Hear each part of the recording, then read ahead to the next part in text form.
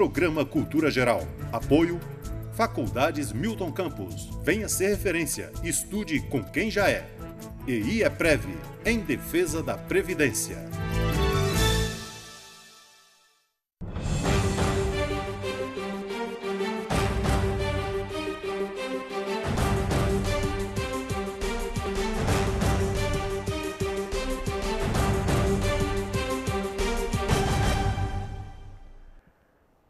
Muito boa tarde, Nova Lima. Começando agora mais um programa Cultura Geral. Eles têm falado comigo, você está ficando com o braço cruzado. Eu fico com o braço cruzado mesmo, que é mais confortável, viu, gente? A leitura corporal, eu andei lendo isso aqui, não tem problema nenhum ficar com o braço cruzado, né? Porque eu sinto frio também. Mas começando o programa Cultura Geral, hoje com essa pauta de diversidade, nós estamos recebendo aqui, além do Thales, que é o capitão do time, né? Que faz essa pauta maravilhosa. Estamos recebendo aqui também a doutora Fernanda e hoje nós vamos falar aqui de arquitetura também com a Bárbara. Nós pulamos o dia, eu casei os dois novamente, que na rádio a gente fazia os dois lá na quarta-feira, né? Então hoje, quinta-feira, eu consegui casar os dois. Bom, vamos dar aqui a boa tarde para todo mundo. Doutora Fernanda, seja muito bem-vinda aqui ao programa Cultura Geral. É um prazer te receber aqui. Amiga do meu amigo Pieroni, que não vem aqui no programa. Mas inclusive seja... pediu para mandar um abraço para ele. Tem 200 anos que eu chamei para vir no programa, desde a época do rádio. Você veio primeiro que ele. Seja muito bem-vinda aqui ao Cultura Geral. Eu agradeço pelo convite, Betão. Agradeço também ao Thales, né, que foi quem diretamente me convidou. É um prazer estar aqui com vocês. Espero que aí o programa possa ser bom, que a gente possa dialogar bastante, que seja bem enriquecedor. Vai ser, com certeza. Thales, mais uma vez, muito obrigado. Seja bem-vindo mais uma vez. E ser capitão desse time e fazer parte dessa pauta, para mim, é uma honra. Seja muito bem-vindo.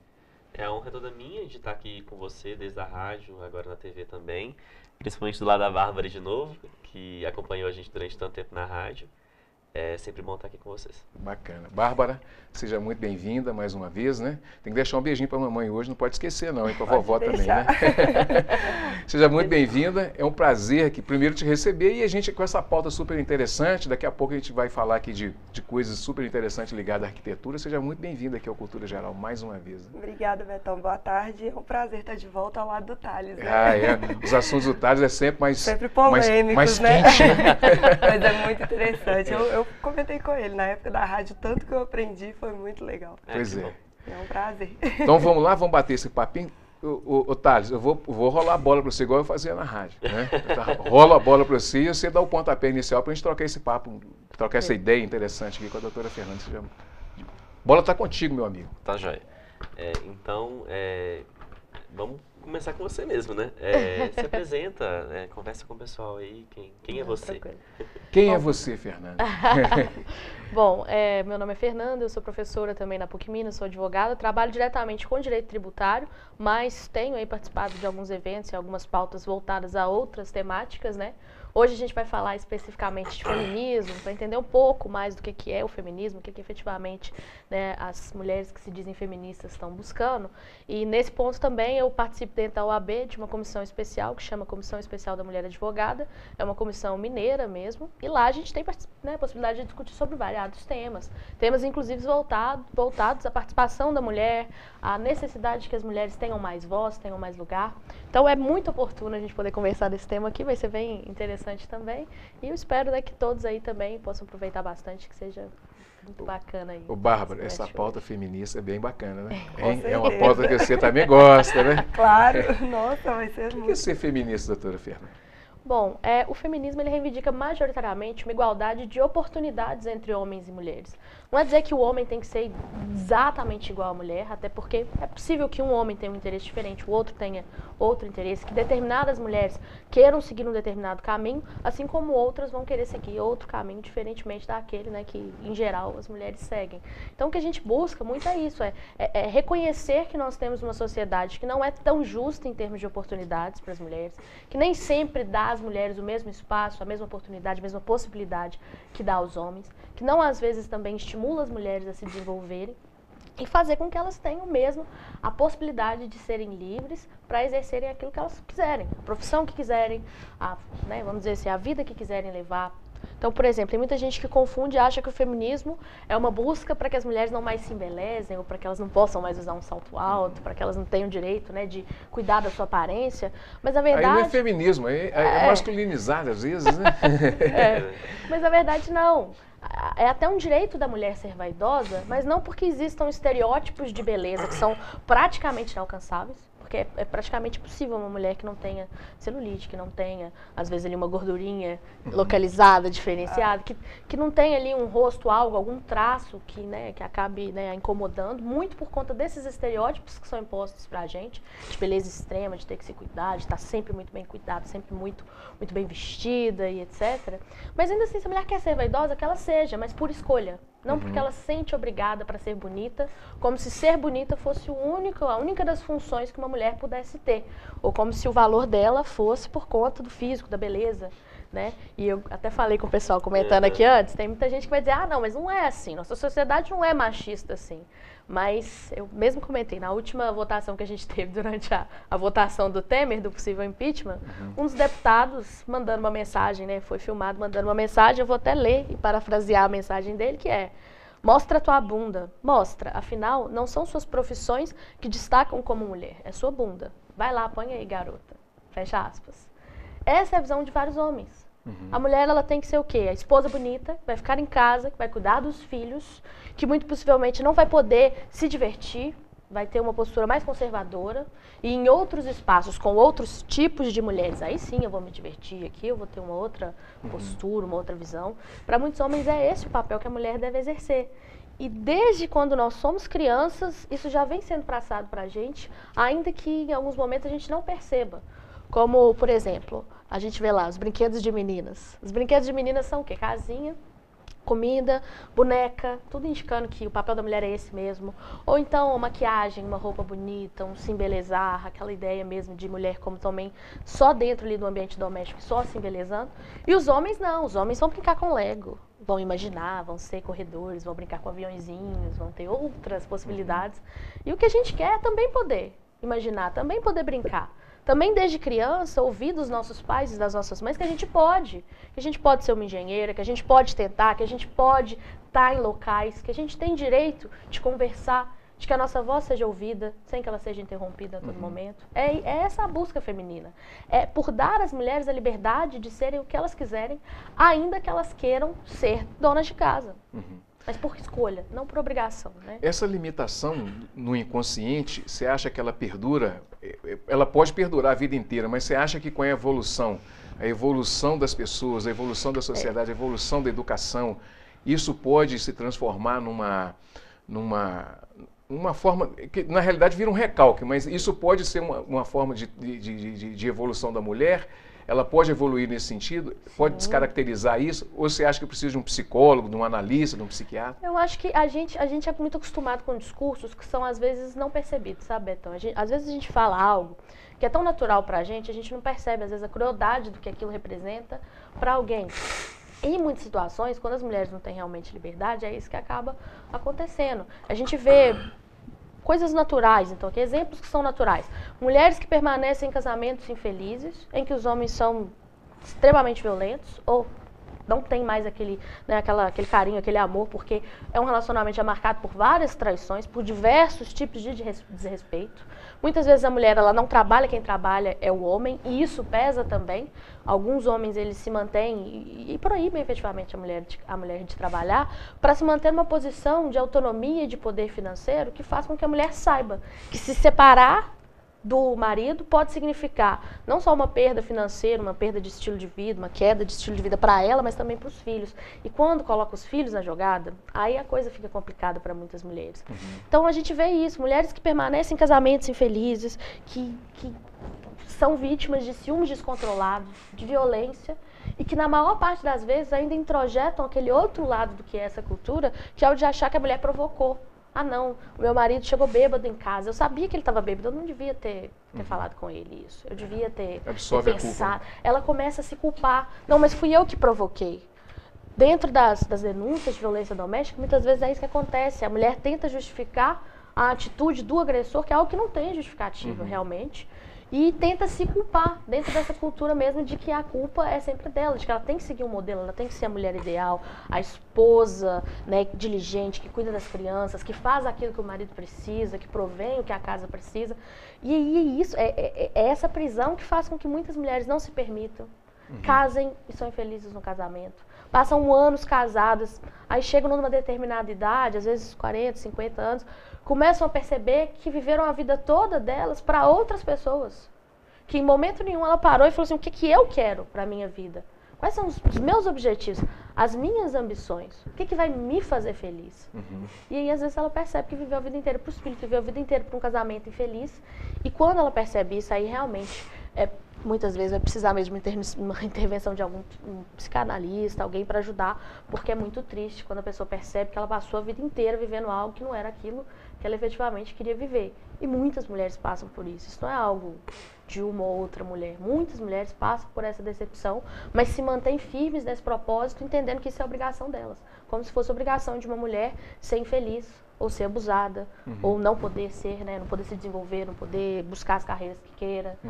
Isso vai se desdobrando, claro, em 1 milhão de outras questões. É claro que tem pessoas que não são vítimas de violência física em casa, ou não foram vítimas de violência física na rua.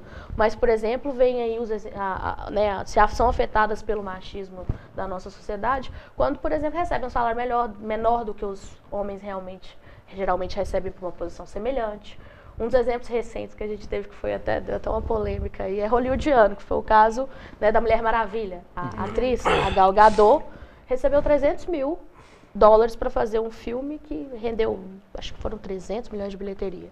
E quando você for olhar, outros filmes da DC Comics, que também foram filmes que não tiveram tanta repercussão, não foram tão bem aceitos pela crítica, os principais atores, o Ben Affleck e o outro, eu já me esqueci o nome, que faz o Superman, receberam 23 milhões, 14 milhões. Então é totalmente desleal, desproporcional a remuneração colocada ali. E nessa história eu citei isso da DC, porque nessa semana ou na semana passada, no começo desse mês aí, algumas funcionárias da Marvel postaram uma foto, aquelas que fazem os quadrinhos da Marvel. Então postaram uma foto lá, nós aqui reunidas, nós da Marvel reunidas tomando um milkshake. E vários homens foram comentar, é por isso que a Marvel tá uma bosta agora. Nossa. Porque os quadrinhos esse tanto de mulher, por isso que a DC tá sendo melhor, aposto que a DC não tem tantas mulheres. E o interessante foi que a DC respondeu e postou uma foto com mais mulheres do que as que a Marvel tinha postado, mostrando que elas também estão lá. Porque para muitos homens os quadrinhos ou o futebol não é lugar de mulher. Por que uma mulher vai comentar futebol? Por que uma mulher vai entender de futebol? Por que eu vou assistir futebol feminino, por exemplo? A mulher tem que fazer isso. Então, para que eu vou ler um quadrinho feito para mulher? A mulher não entende. Esse quadrinho, isso é masculino, isso é coisa de homem. Às vezes, a mulher que senta no bar e toma uma cerveja, para muitas pessoas hoje não tem mais problema com isso. Isso é uma conquista. Agora a gente pode tomar cerveja, aleluia, irmãos. Porque, né, a gente precisa também, depende, né? No grande centro, sim, é que a gente vai discutindo, às vezes aquela coisa do status, né? Status quo, né? Aqui na região metropolitana, você está perto da região metropolitana, é uma realidade. No interior é uma realidade completamente diferente. Principalmente no estado igual o nosso, né? Sim, com certeza. Que além de ser plural, é um estado extremamente conservador, né? Exatamente. E aí o pessoal diferencia qualquer mulher para casar e qualquer mulher para poder ficar, a mulher para poder curtir. Começa aí, né? A gente já começa a objetificar a mulher. E aí é interessante, porque saiu uma decisão também agora recente lá no Senado, de que a mulher não deve pagar menos do que o homem para entrar num evento. É interessante isso por quê? Porque o objetivo de você estabelecer uma entrada menor para a mulher era um objetivo machista, que era o de objetificar a mulher, né? Venham para cá porque a nossa balada vai ter muitas mulheres para você. E no outro lado, outra campanha que foi feita recentemente, era uma campanha assim, a pessoa chegava no restaurante, olhava assim, o cardápio, preço para o homem 100, para a mulher 60. E alguns homens, por que para a mulher paga menos? E aí era uma crítica, que as mulheres recebem 60% do que os homens geralmente recebem. Então existe um lado, existe uma crítica que aqui nós estamos dando, né, enfim, a ideia da campanha foi dar uma forma, né, uma questão, um tratamento privilegiado para a mulher, porque ela recebe menos. Mas quando a gente fala de eventos, realmente ali a questão é só objetificar. E a nossa cultura é extremamente objetificadora da mulher em tudo. É a mulher para isso, a mulher para aquilo. Como se a gente fosse objeto. E foi até dito uma frase no meio dessa discussão, que dentro de um sistema capitalista, dentro de um sistema que você reconhece que é uma economia capitalista, tudo gira em torno de dinheiro, se você não está pagando, você é o produto. Então, Se dentro de uma balada a mulher ela tá pagando menos, é porque ela é o produto, ela é o chamarisco, ela é o que vai tornar o lugar interessante. Isso é extremamente discriminatório, isso é extremamente objetificador, colocando a mulher como um produto, colocando, assim, venham homens porque que terá mulheres, e essas mulheres já terão bebido, porque às vezes vai e coloca um open bar. Para Open as bar mulheres. para mulheres, apenas para mulheres. Isso significa, não venham homens porque as mulheres estarão Bêbadas. estarão Já bêbadas. alcoolizado. E isso já entra num outro Outro campo que universo. seria, eu diria, talvez, a questão da cultura do estupro. Ah, sim. O que você acha disso?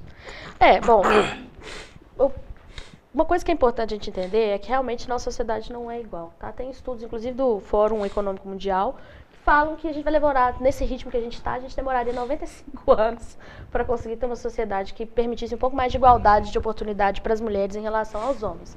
E é importante também a gente entender que o feminismo, só para não passar desse ponto antes de falar isso, muita gente gosta de chamar as feministas de feminazi, como associando o feminismo ao nazismo. Mas a gente não está dizendo aqui que a mulher é superior ao homem, ou que a mulher é uma raça superior, ou que a mulher é geneticamente superior, como dizia o nazismo. O nazismo era uma crença de superioridade racial, é outra história. Então eu só queria desvincular isso também. Eu queria aproveitar justamente e falar sobre isso. Na verdade é uma pergunta, um comentário, na verdade talvez você consiga me ajudar. Uma vez eu estava numa discussão sobre isso e eu não lembro com quem, a pessoa virou e falou assim, mas se o machismo é superioridade masculina, o feminismo não seria uma superioridade feminina? O nome, Não, entendeu? Eu não sei como é que vamos seria colocar isso. assim, a gente pode até dizer que os termos sejam, né, assim, em termos ali parecidos. Sim. Mas você não pode diferenciar só pelo nome, pelo termo em si, o que os dois movimentos significam. O machismo não é um movimento que surgiu um dia assim, um homem sentou com o outro e falou assim, que vamos dominar o mundo, vamos. Não, ele é uma tendência social que aconteceu, é algo que a gente já vê, e é algo que se desdobra em 1 milhão de violências, em 1 milhão de desrespeitos. Agora, o feminismo é uma reação.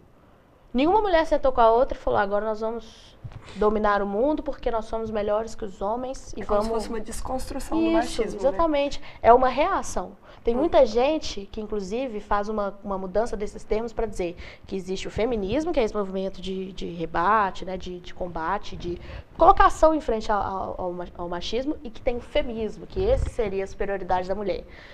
Na verdade, quem fez essa criação desse codinome feminismo é quem quer desmerecer também o movimento feminista.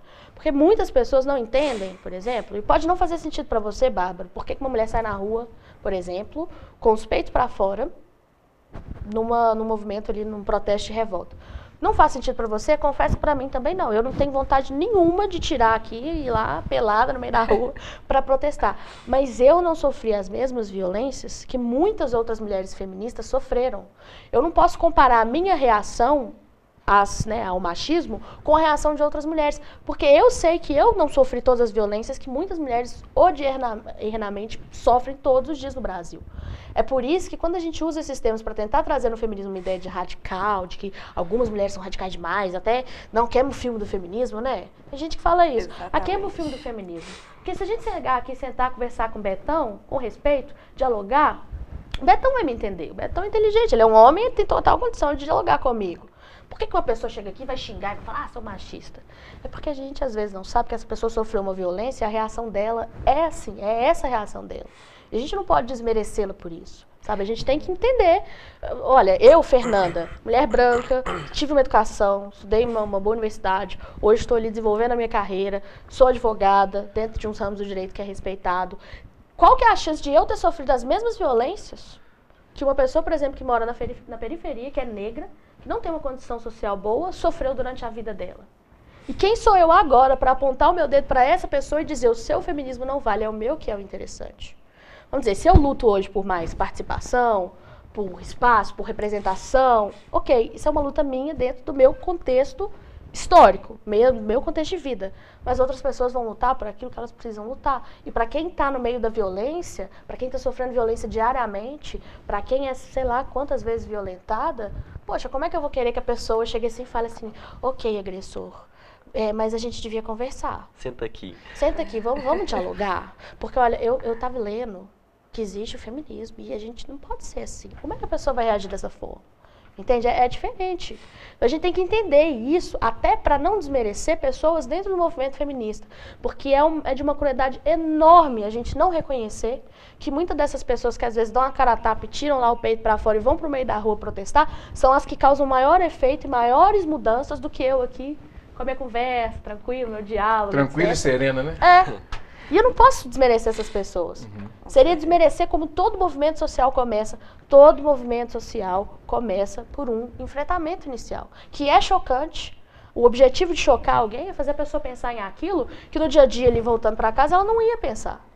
Então, é até burro eu, dentro de movimento social, dizer que alguém não pode enfrentar, ou que não deva enfrentar. Eu posso ter a minha postura, eu não vou por conta de outras questões. Eu hoje estou, né, advogando, vamos dizer assim, estou buscando outras políticas, outras questões. Ok, ótimo, mas respeita quem está ali ainda, porque a dor de cada um é a dor de cada um. A gente não sabe a dor que está ali embutida num grito de socorro, ou num protesto, ou numa marcha, ainda que silenciosa, que as mulheres fazem para a sua própria libertação e para apresentarem aquilo que elas desejam, né? Muito bem, você queria falar alguma coisa, tá? Não, eu ia complementar falando que cada pessoa... Eita! Desculpa, gente, eu tô com sinusite.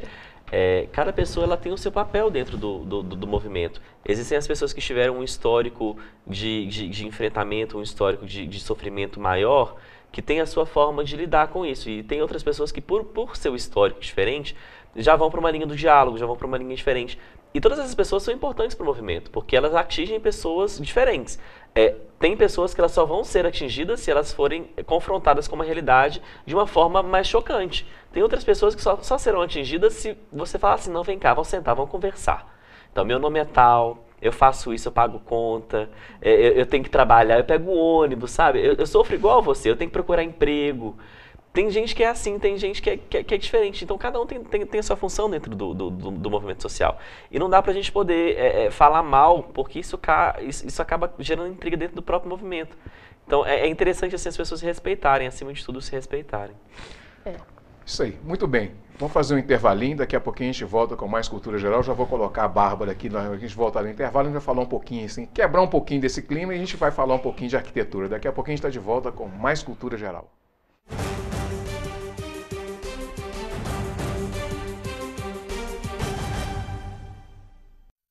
Eu estou aqui para lembrar que o mosquito Aedes não transmite apenas a dengue. Ele também traz o Zika vírus, que ao ser contraído por mulheres grávidas, pode causar microcefalia nos bebês e gerar sequelas para o resto da vida. Como evitar? Fazendo o básico, gente, combatendo o mosquito. Precisamos juntos eliminar a água parada que pode virar criador. Cuide da sua casa, mobilize sua família e seus vizinhos, porque o mosquito não é mais forte que um país inteiro.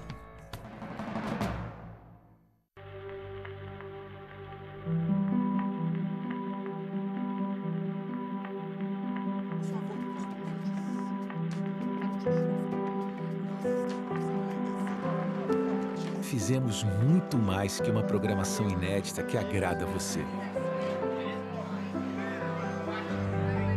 Fizemos uma nova programação que agrada a todo mundo.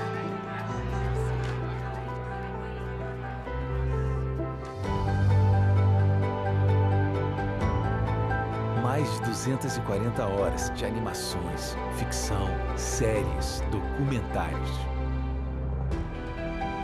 Um conteúdo inteiramente criado e produzido por grandes talentos de todo o país. Porque, como brasileiro, você merece uma TV assim. Audiovisual Brasileiro. Assista, recomende, dá orgulho de ver. Sou a favor da reforma da Previdência, sim, porque está em jogo a aposentadoria dos que estão aposentados e que estão para se aposentar, incluindo meus filhos e meus netos. Do jeito que estão as contas da Previdência, a minha aposentadoria não está garantida. Tem estado que já está faltando dinheiro para pagar a aposentadoria da população. Se não tiver dinheiro, como é que eu vou comprar meu remédio, cuidar da minha saúde, manter minha família? Tem que haver a reforma da Previdência, sim. Previdência. Reformar hoje para garantir o amanhã. Governo Federal.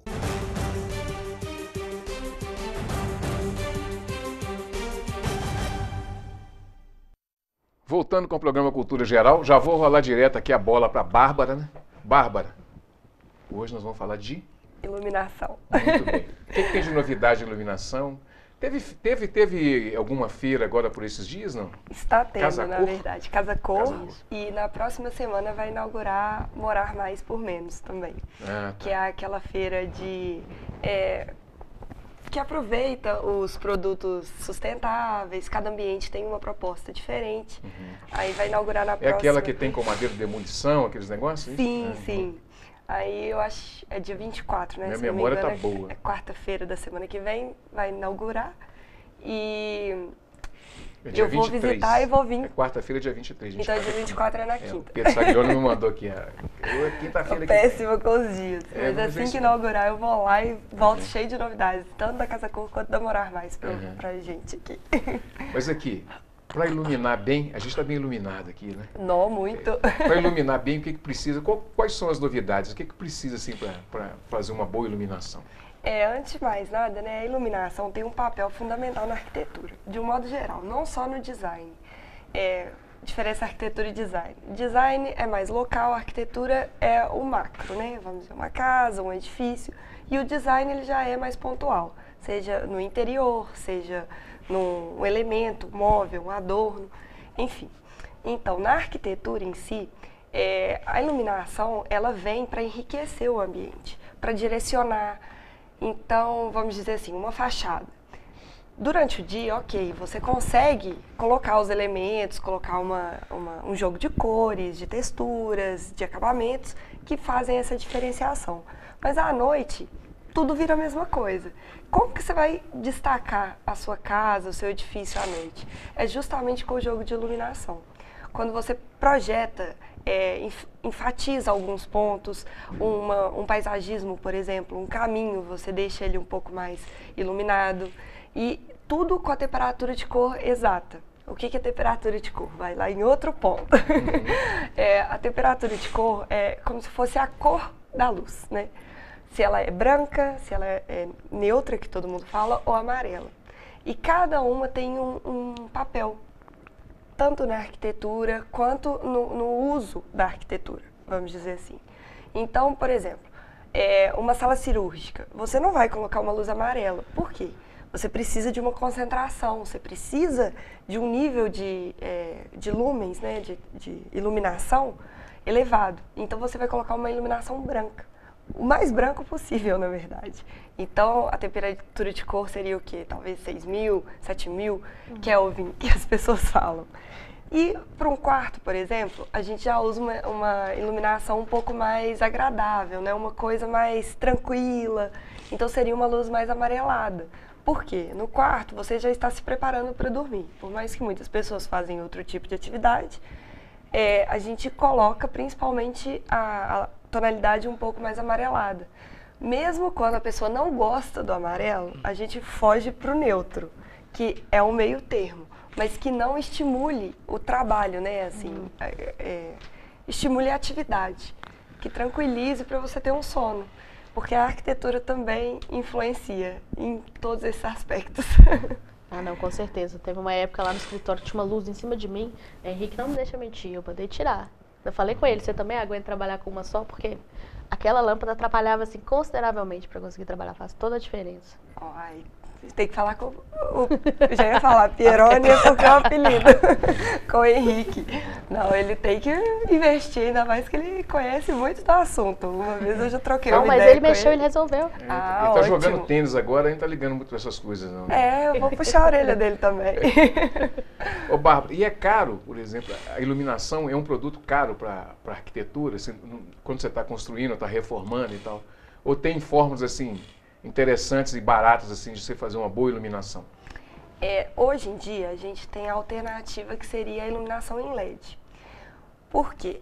A iluminação em LED, você tem um investimento inicial um pouco mais elevado, mas o custo-benefício a longo prazo é absurdo. Você vê a diferença assim rapidamente.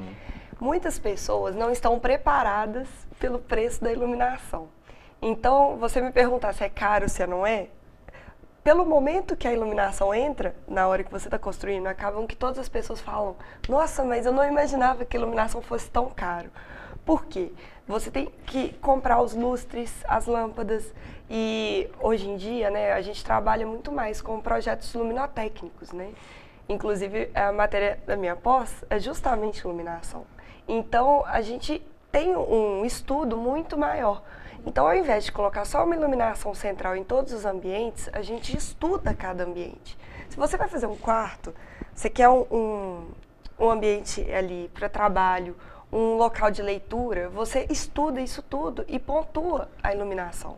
Então, o seu forro de gesso ele é mais elaborado, consequentemente você tem mais luminárias, você tem mais pontos de luz, a lâmpada, e acaba ficando um pouco mais caro, realmente, e acaba assustando. Mas eu acho que é um valor que faz toda a diferença. Às vezes você investir menos em um acabamento e investir mais na iluminação, né, no projeto luminotécnico, faz toda a diferença, com certeza. E o ambiente fica mais agradável. E como? Para estudar não tem coisa melhor que você fazer. Quem está fazendo um escritório, por exemplo, para estudar um escritório, um home office, alguma coisa nesse sentido, a iluminação é fundamental. Com certeza. Tem que ser muito bem pensada, porque ninguém quer dormir no escritório. Obviamente. Exatamente. Né? Bom, deixa eu voltar aqui com a doutora Fernanda. Doutora Fernanda, por que muitas mulheres defendem o aborto? Defendem, né? Bom, na verdade, diversas questões levam algumas mulheres a defenderem o aborto, né? A primeira delas é que muitas vezes quem combate o aborto, muitos homens e até pessoas com motivos religiosos, não percebem que a gravidez é um processo pelo qual a mulher passa, é um processo que causa diversas transformações no corpo, é um processo que ocasiona, tem várias consequências, e consequências que são duráveis, não é só um processo de 9 meses muitas vezes, né? E é algo que as pessoas têm de decidir fazer e devem, né, pensar que vão fazer em regra, né, ter um filho ou decidir por ter um filho, é um projeto e uma questão de vida que envolve um sem número de coisas. E hoje, se eu te perguntar assim, por exemplo, se você me perguntar, Fernanda, se você um dia quiser abortar, você consegue abortar sem ter que cometer um crime? Eu diria sim, basta eu pegar um avião e ir para um país que tenha o aborto legalizado, praticar o aborto lá, voltar para o Brasil. Como, né, o aborto aconteceu lá, o Brasil não tem como me punir. Isso não é um crime para aqui, para o Brasil, se eu fiz lá fora, por exemplo. E é o que muitas mulheres que têm condição fazem. Eu preciso abortar? Eu vou pegar aqui um avião, vou ali, fora da fronteira do Brasil, aborto e volto. Quem que efetivamente, então, se coloca hoje na posição de ter que abortar dentro do Brasil e ter que encarar muitas vezes aí, né, um açougueiro ou condições totalmente subhumanas? É quem não tem condição de sair do país. É quem muitas vezes não tem com quem conversar. Então, às vezes, se a pessoa é de uma classe social já comprometida, se a família é extremamente religiosa e aí, de repente, ela fica grávida, fora de um casamento, ou então ela é uma adolescente, com quem que ela vai conversar? Se ela chegar e for conversar com o pai, o que o pai vai falar? E a mãe? Tem alguém que vai apoiar? Porque uma coisa também, Betão, é eu, Fernanda, engravidar, tendo lá uma família, um pai, uma mãe, meus irmãos, eu tenho uma estrutura, e aí efetivamente eu vou ter quem me ajude a passar por esse processo e até quem me aconselhe, inclusive, não, fica com a criança, a gente vai ajudar, a gente vai estar aqui, supondo, claro, né, que eu não tenha o apoio do pai, por exemplo, que eu não esteja num relacionamento duradouro com o pai. Mas essas pessoas às vezes não têm com quem conversar. E o que precisa às vezes... Tem a questão da religião também, né, que está envolvida. Né? E às vezes se a pessoa tiver com quem conversar, se ela for tratada com humanidade, se ela tiver a oportunidade de explicar o porquê, se ela chegar e conseguir conversar efetivamente com alguém, aquilo vai fazer total diferença. Então, por exemplo, existe uma grande diferença entre eu dizer que eu sou a favor do aborto ou dizer que eu sou a favor da legalização do aborto. Por exemplo, eu não sou particularmente, Fernanda, não sou a favor do aborto. Então, se você chegar, não você, né, Betão, mas, por exemplo, se a Bárbara chegar, Fernanda, estou grávida, o que você acha que eu faço? Eu vou dizer, não aborte. Entendeu? Não aborte, mas eu não só devo não dizer, não aborte, como eu vou te ajudar também, se sua família não for te apoiar. A pessoa também tem que entender que às vezes é preciso que tenha um apoio, que você ofereça uma ajuda para a pessoa que está passando por esse momento. Então eu vou dizer para ela, não aborte. Mas se você perguntar qual que é a minha opinião em termos de legalização, eu vou dizer que eu acho que o aborto tem que ser legalizado. Por quê? Não porque eu quero que as pessoas abortem. Mas primeiro porque... Você está colocando-se na situação do outro. Né? Isso. E o que essa pessoa às vezes precisa? O que os estudos e as experiências fora do Brasil mostram pra gente? Que se a pessoa passa por um processo, o aborto ele é legalizado, regulamentado, então isso não significa que a pessoa vai chegar aqui e vai falar assim, quero abortar, então vai lá, tchau. Não. O que vai acontecer? Ela vai sentar, ela vai conversar com o psicólogo, Ela vai ter ali contato com pessoas que vão orientar, que vão explicar, que vão inclusive explicar o que é o aborto, como que isso influencia, o que isso pode significar para a mulher. E às vezes ela conversando, ela tendo aquele apoio, ela desiste de abortar. Por quê? Porque ela conseguiu conversar, às vezes ali naquele momento de desespero, não, eu vou lá no cara, vou tomar aquele remédio, vou tomar aquela pílula, né, aqueles remédios malucos que o pessoal arruma para poder abortar. Não vou fazer isso agora, eu vou conversar, eu vou decidir, vou tomar minha decisão de forma digna. Eu não acho que a gente tem que tratar essas mulheres que pensam em abortar como se elas fossem criminosas. Porque nós, se a gente fizer isso, a gente acaba sendo extremamente hipócrita, até porque, vou te dar um exemplo, lá perto da minha casa tem um sinal, eu costumo passar lá sempre, né, perto da minha casa. E tem uma moça lá, e ela me chamou a atenção no primeiro momento, porque eu costumava passar ali, via ela ali oferecendo balas, às vezes com uma criança no colo. E num certo dia eu passei, a criança estava chorando, ela estava sentada com a criança, sem pedir, sem oferecer nada para ninguém. Seria o momento oportuno de você oferecer, se você quisesse usar a criança como uma forma de conseguir vender um produto, era o momento dela chegar e falar, meu filho está com fome, eu não estou conseguindo, né, dar leite, enfim, me ajuda, porque realmente estou numa situação difícil. Era o momento dela dramatizar. Ela estava sentada no canto, cuidando do filho. Então eu vi nela naquele momento um carinho pelo filho, embora ela estivesse na rua com o filho, pedindo ali, né, vendendo coisas no meio da rua, ela tinha um carinho com o filho, isso me chamou muita atenção. Então eu comecei, toda vez que passava lá, eu conversava com ela. Eu abri e falava, ei, como é que você tá? Tudo bem? Ficava conversando. Aí ela me contava, às vezes, aí ela foi me contando em partes a história dela. Que efetivamente ela teve os filhos, 2 filhos, o marido a abandonou, ela não tinha mais ninguém, não tinha uma mãe, uma irmã, uma cunhada, nada. E ela ainda tinha um irmão que ela tinha que cuidar, que ele tem uma necessidade especial bem complicada. Ele não consegue andar, ele vem de fraldas. Fraldas, né, geriátricas são caras. Então, ela tinha toda uma peculiaridade do porquê que ela estava ali. E ela falava, eu não tenho com quem deixar minhas crianças, não. Porque quem que eu vou deixar? Se eu for pagar alguém para ficar com a minha criança, eu vou ganhar aqui vendendo bala quanto? Como que eu vou pagar alguém para ficar com as crianças? Eu tenho que trazer. E aí ela vinha com esse menininho, essa menininha de colo toda vez. E isso me marcou muito, porque um dia eu cheguei e ela estava chorando. Eu falei, mas por que você está chorando? E aí ela disse, olha, hoje passou uma senhora aqui, e aí ela falou assim comigo, por que você está com essas crianças na rua? É um absurdo. Você está aqui com essas crianças na rua, elas têm que estudar. Por que você está fazendo isso? Não, você tem que sair daqui, você não tem que... vai arrumar um trabalho. E ela falou comigo que eu já sabia. Como que eu vou arrumar um trabalho, ganhar um salário mínimo? Quem que eu vou pagar para cuidar da minha criança? Quanto custa uma babá? Então, se você é uma mãe sozinha, sem um pai, sem estrutura familiar, é difícil demais ter filho. E o que a gente fala com essa mulher? Não, vai lá, você é obrigada a ter o filho, sim, mesmo que você saiba que seu filho vai passar fome, mesmo que você saiba que seu filho vai ter que ir ali pro sinal com você, vai ter que estar ali naquele momento com você, você vai submeter seu filho a isso, e ainda vão apontar a cara para você quando você estiver lá tentando ganhar o ganha-pão da sua família, sem apoio nenhum. Quando você, essa pessoa guerreira, estiver lá. E é isso que a gente faz, a gente legaliza. Não vamos legalizar o aborto não. Então tá, quem é pobre não aborta. E quem é pobre é condenado por tudo. É condenado por ter o filho. Por que não usou contraceptivo? É condenado por tudo. Não, é condenado porque não tem condição familiar. É condenado porque não tem como ter alguém para ajudar, para cuidar. Sabe? Então é muito cruel a gente tratar essas pessoas com desumanidade. É muito cruel a gente dizer para essa mulher que ela é uma criminosa, ao pensar que ela não quer submeter o filho dela para uma vida de abusos. Não, mas ela pode colocar na adoção. Quantas crianças negras são adotadas no Brasil?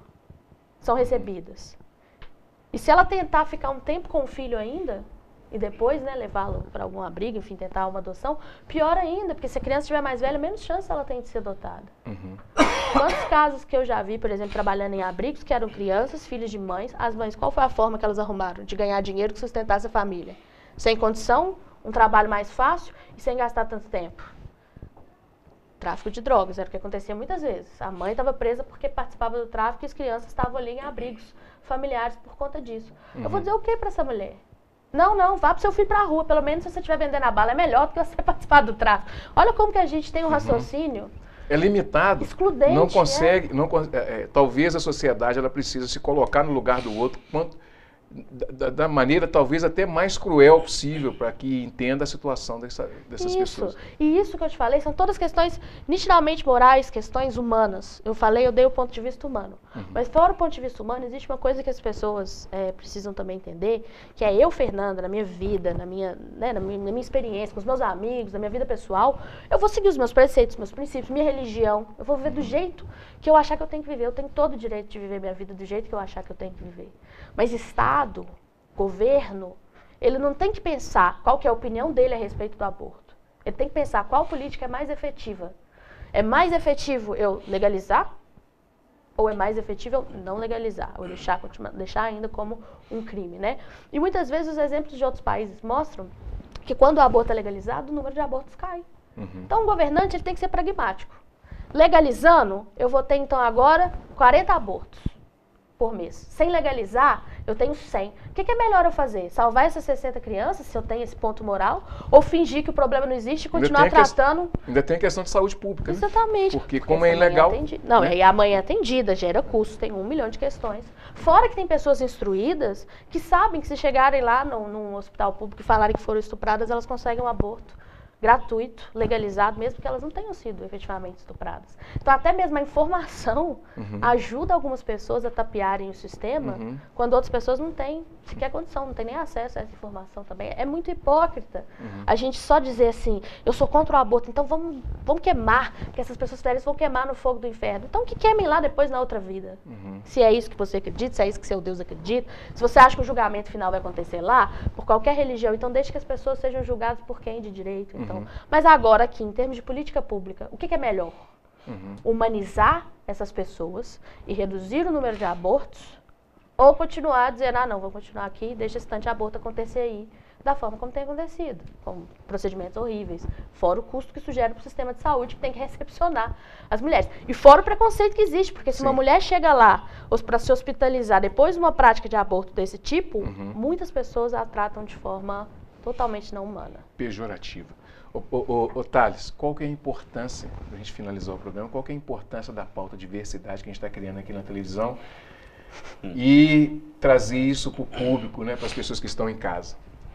Bom, desde a época da rádio, eu sempre falei que o interessante seria a gente pegar as pessoas que estão dentro dos ramos mais periféricos da sociedade, as pessoas que não são vistas como uma maioria, como, por exemplo, as pessoas LGBTs, as mulheres feministas, as mulheres negras, as pessoas periféricas, trazê-las para o foco da discussão, para que elas tivessem voz, para que elas tivessem visibilidade.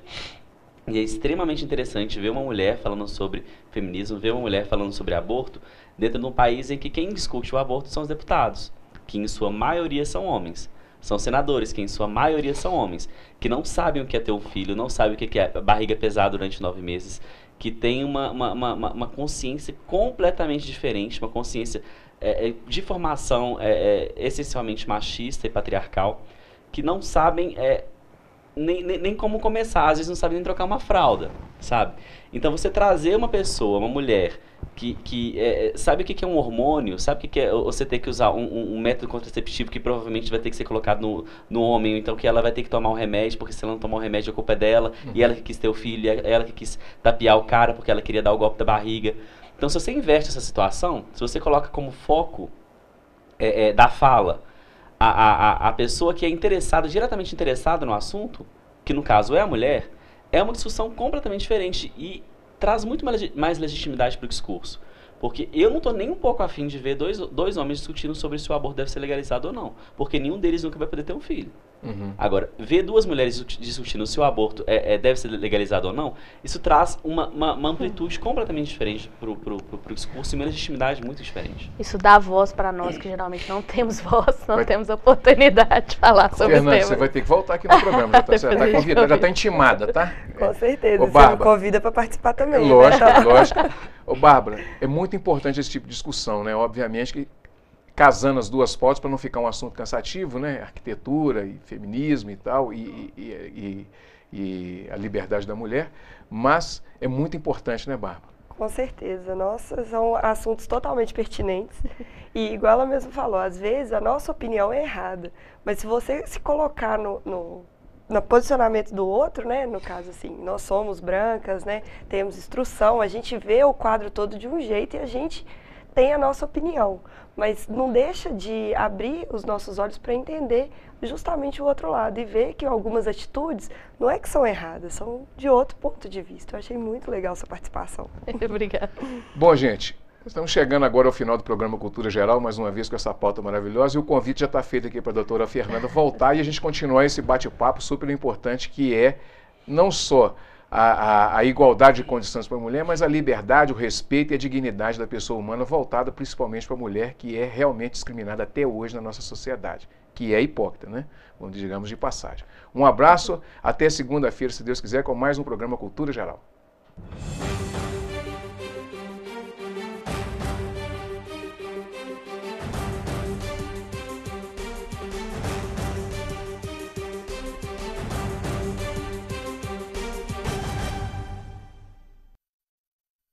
Programa Cultura Geral. Apoio Faculdades Milton Campos. Venha ser referência. Estude com quem já é. EI é Prev, em defesa da Previdência.